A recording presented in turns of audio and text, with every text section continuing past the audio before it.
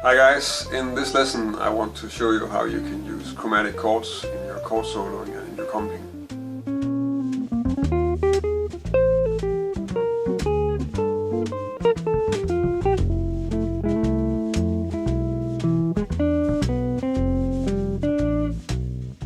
I already made a few lessons on how to add chromatic notes to your solo lines, mainly how to use passing notes in between the scale notes, and I want to show you now how you can do the same with chords, because if you're playing a chord solo or if you're comping, then essentially you're still playing a melody, and of course the melodies that we play, if we're used to hearing chromatic notes, then they'll be there when we're playing chords too, so we need to deal with them. And it's a nice sound, it's an interesting sort of small surprising chords that you can sort of throw in there. You just need to resolve them the right way. The way I'm going to do this is I'm going to give you a few examples on how you can add chromatic notes over a G7 chord, and then I'm going to use that in a few 2-5-1 lines, just to show how I might use that in a chord solo or in a, well, busy example of how I might comp. So let's just first get to those exercises. So the first set of exercises are centered around this kind of G chord. I don't really have a system for this. Of course I could probably think of one, but I don't really think about it systematically. So I'm just going to give you a few examples, and then you can try and use that in your own lines and maybe work with it. You can of course work it into a system too.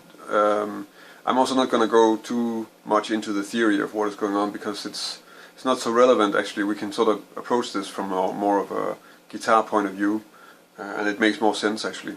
So okay, so let's see if we have the first example is like this.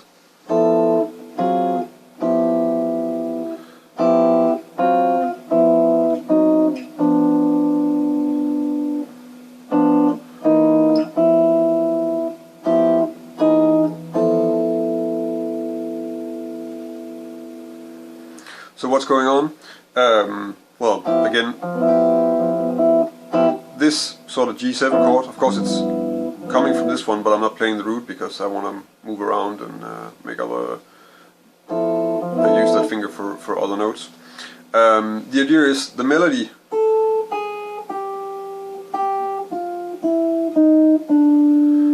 is harmonized by saying, well, okay, we have a good voicing for the A, so that's just a 9 on the chord. For the A flat, I mean, I could make it like a, I could just play it under the normal chord of course, but in this case it's going to this chord, so the G7 with a 13 and the root in the melody. So I'm just using that shape and moving that down like this and resolving it. And that's actually the approach when I'm going down. And of course this is in fact an A flat or a D7 altered, so some sort of dominant. But that's not so important. The important thing is that you have G7, a funny chord, and then that chord resolving. And then you can sort of choose whatever you want for the chromatic chord. It's not really that important that it is anything. In this case, of course, the dominant works really well. So the next bar is then starting here and then again, or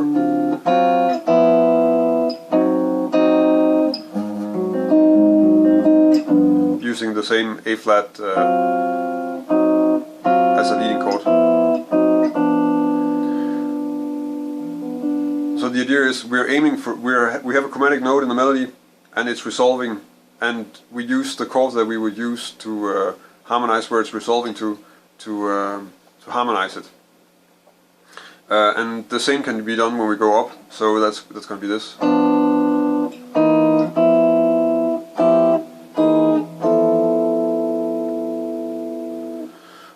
Which then gives us basically a G flat or F sharp chord in between.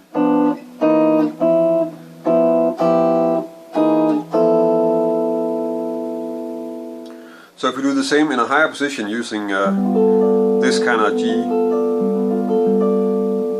voicing, G7 voicing, we get this.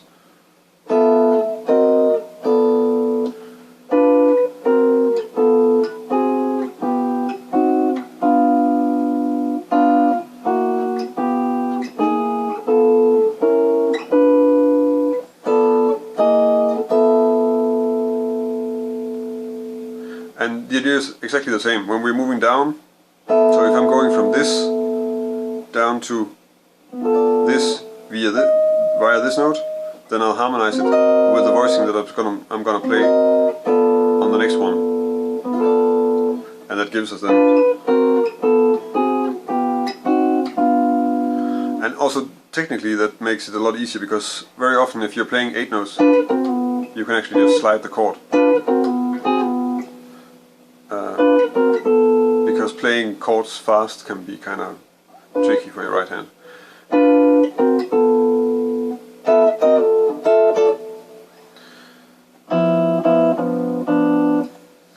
So those two exercises, if you play through those and then try to use that, incorporate that in your playing, then you can add these kind of chromatic things to your comping or to your chord soloing. Of course it fits with other chords too. You can do the same with other types of chords, but I think I'll return to that in another lesson. For now I'll just demonstrate it on the dominant, because there it's really simple technically, also because you very often have the same type of chord moving around. So here's the first example.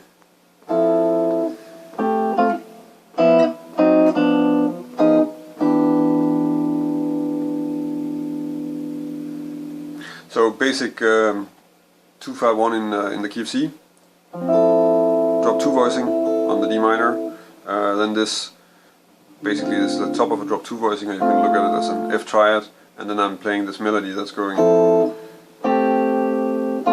G to F. On the G7, well, this chromatic move, and then a G7 altered, before I result to this drop 2 voicing for the C major 7, which is an E minor voicing. The second example sounds like this.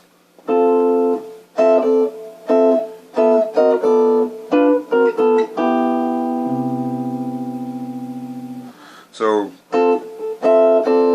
basically just a melody using this voicing for the D minor. However you want to look at that, as a drop 3 or a drop 2 or a triad. So yeah. Then we get this move, and on the next string, same sort of idea. And then I resolve to this E minor triad, which might be, which is, in this case is C major 7. The third example sounds like this.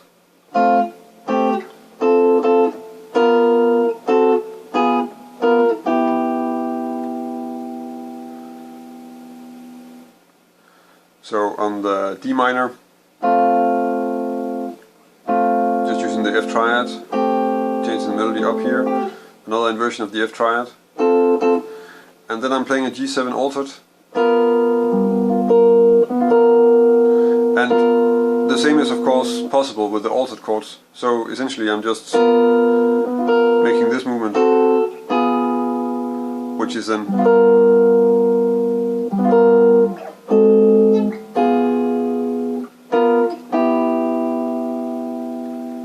so you can do exactly the same, as long as you're just aiming, you know what you're aiming for in the voicing, then you can just use that on altered chords too. And then after that I resolve that to the same E minor voicing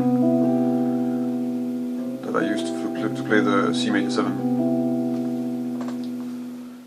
So that was a few quick examples on how you might use chromatic chords, and some exercises to give you some ideas on how you can get that into your own playing. I hope that you can use this. If you like the lesson, then like it here on YouTube, and of course you can subscribe to my channel. You can also go to my website where you can download a PDF of the examples, and there you can also subscribe to my newsletter if you want an email every time I make a new lesson. I make a lesson pretty much every week, so there's always new stuff coming.